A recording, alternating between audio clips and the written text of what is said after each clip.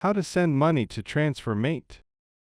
Go to the TransferMate website or open the TransferMate app on your device. Log into your account. If you're a new user, sign up by providing your email, ID verification, and bank details.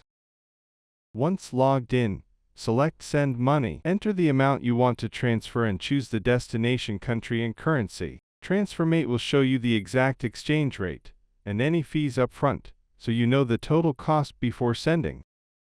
Add your recipient's details. This can be a business, university, or even your own international bank account. Make sure you enter the correct bank name, SWIFT, BIC code, and account number.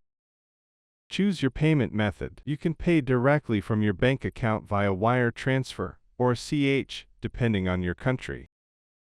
Review everything carefully: the transfer amount, fees, exchange rate, and recipient details. Once confirmed, click Send Payment. Thanks for watching.